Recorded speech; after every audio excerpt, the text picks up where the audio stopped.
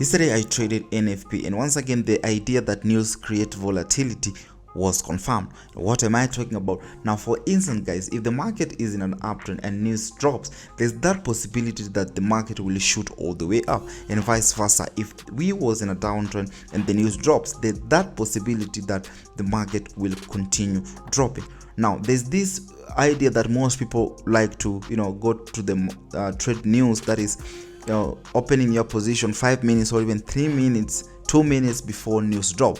But for me, I realized that going in 5 hours earlier, 15 hours early, even 24 hours early before news drops is the best idea or the best strategy to trade news, right? And why am I talking about this? Right now, for instance, if you open your position 3 minutes, 5 minutes before news drops, now what if news drops and weeks you out? Because there's that possibility that news first might create a wick, hit your stop loss before going to anticipated direction. Or we have different brokers. The moment news drops, we have brokers that open big spreads. So what if the spread stops you out? Right now, why am I recommending that the best time to go in for news is 5 hours, 15 hours before news drop? It's because now during this period when the news will be dropping, already you will be in profit, right? Let's say the market was in an uptrend, you caught your buy before the news drop, 5 hours, 8 hours before news drop, right? So you will be in profit. Let's say the market has already moved 30 pips on your favor. So if news drops and creates a wick, it won't impact your trade, it won't hit your stop loss, right? But it will also be to your advantage when news drops and do not give you a wick.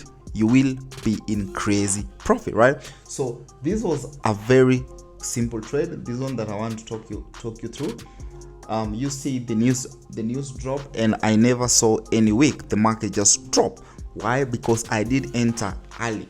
I entered around, I don't know, I can't remember, but maybe more, I think 5 hours before the news drop, right? So it's just the same thing. We caught 4,000 points on Form C, and that was 2 hours before news drop. So real quick, let me just explain and show you how you can also trade news and catch those amazing pips. Let's go. Real quick, let me just show you NZD card before price moved and after price did make that move. So basically this is it. When was this? This was on 10th. Let me just help you to zoom right here. This was on January 10th right here, right?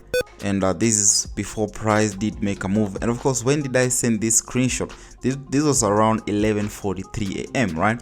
And of course, when did price move? So you see, this is when price was trying to target that my anticipated take profit. And when was this? This was around 4:46 p.m. So how many hours that is? You guys know, you can do the maths, right? I think that's maybe 5 hours, we can say. If not 5, then maybe 4.5 hours before price did make a move, right? So, and real quick, let's just try and analyze this market. So the first thing, remember that I say that you need to identify the general direction of the market, right? So right here from the daily, you can see that the market is in a downtrend. Price is creating some lower high right there, lower low right there, lower high, and this is a lower low right there, and of course price creating a lower high, right? Now, one thing about this NZD card, I can say that I did not get the best entry, because I believe that this was the best place to look for my selling position. Of course, I'm talking about swing position, right? So let me just show you what I'm talking about. If we talk about order blocks, marking those amazing key levels, flip zone. So you see there was this level right here that price tried to play around. So if we go to the H4 real quick, let me show you something. Now over here you can see that price was still in an uptrend, right? But remember, generally from the daily time frame, we are cruising downside. So the only thing we should be looking out for is just strictly selling position, right? So how will we go in for sales when price is still in an uptrend, right? So the only way is just for you to make sure that price has done away with this trend right here, correct? Now this will have been the best place for me to go in, basically for my entry position. Why? At the same time, we can see price gave us this divergent right there. You guys know what I'm talking about. And of course we had this is a low right there. Now let me just delete this. So if you go to the H1, you will understand that already price did break out of this joint. Let's just adjust this right here. So price did break out of this support level or neckline, whichever name you can call it. Then if you understand how price approach that level, I keep on saying understand how price approaches a support or a resistance level, right? So this approach right here already showed us that the market wanted to go down. Why am I talking about that? That's just a continuation pattern. That's a bearish flag, right? Now this was the best place that I could have gotten that end, but then since I never caught that move, guess what? The market will always try to give you other opportunity, right? Now waited for a second opportunity right here. The market pushed, then came back. Then I'm like, what if we call out this level right here, mark this level, and see how price will react to around that level. And yes, we saw price dropping, and I waited for price to go back, to react around this level right here. Now if you look at this clearly, there was that possible left shoulder head, and price wanted to give us that right shoulder before maybe the market reversing to the top. But then it's crazy, why will we look for buys when we are generally in a downtrend? So I believe, let me just mark this level right there. I believe this is why you see the market was trying to push back this right here, because I know those who trade head and shoulders saw that, oh, this is a possible inverse head and shoulder, so let's just look for our buy position. But then it's crazy, why will you look for buys when we are currently in a downtrend, right? So to me, I never care about that, because that for me was not an inverse head and shoulder. Why? We're in a downtrend. So I went in, took my entry right here, and that was around, let's just confirm once again, that was around 11:43 a.m. my time when I was taking that entry. Let me just zoom in for you guys to see. You can see right here what I'm talking about, a possible left shoulder head, right shoulder before we push all the way up, right? So that is when I say, let me just go in. And how many hours? Let's just do the maths. 1, 2, 3, 4. Yeah, then now on the 5th hour, that is when news dropped. This was NFP, and we had amazing drop, boom. And that is how easy it is to trade news. Let me just show you form C. Let me show you something on form C, how we did catch that move on form C. Just a minute, right here before, yeah, right here, this was before. So when was, let's just go back to that message.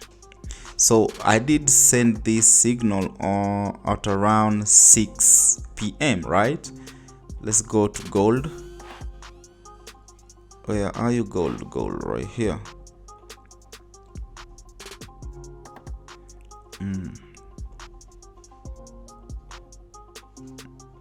Right here. I think I should remove everything. These are just my analysis. I'll get them back, right? So this was form C right here. This was an amazing drop too, over 4,000 points, right? So how did I end up catching that move? Now basically, if you look at this joint, we were still in a downtrend, price creating amazing structure, lower low right there, lower high, lower low right there, lower high, lower low right here, and lower high.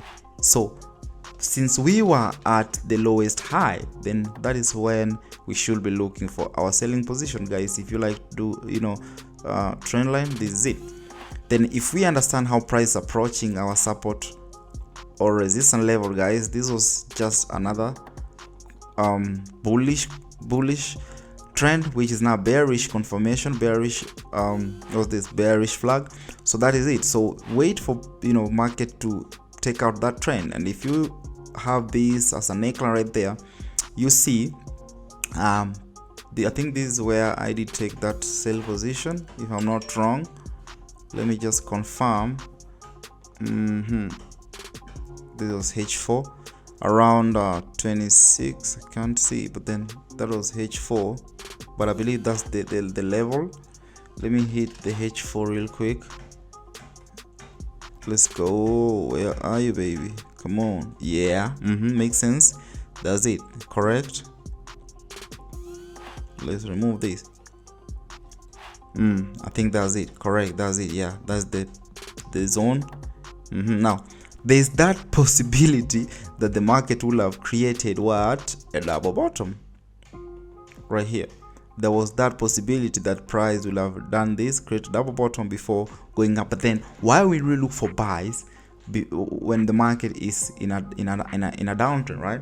So there's that possibility. Let's just zoom in. That's why I said I like trading against most people, right? So if I bring this right here, you can see there was that possibility that people started looking for buys right here. That's why you see these blues right here, that those are just bulls. People are trying to look for buys right there. But then guess what, we went in 4 hours or even 5 hours before FOMC drop, and guess what, see what FOMC did. Amazing drop. So let's just see. This was when the market was doing its thing. That's a minute. Let me show you. FOMC, yeah, FOMC was dropping. This is it, the results. Let's go. FOMC dropping, and finally we hitting our take profit. Of course, I forgot to tell you or to show you guys that the NZD card, I also took that NZD card. This is it, right? I did take the trade. I'm not just showing you before and after. Maybe I never took the trade, but then this is the trade right here. NZD card, you can confirm 0.8492. that is where I did take the entry. Let's just go back to before that. Let's just take back our drawings. Just a minute. Need back my analysis, right?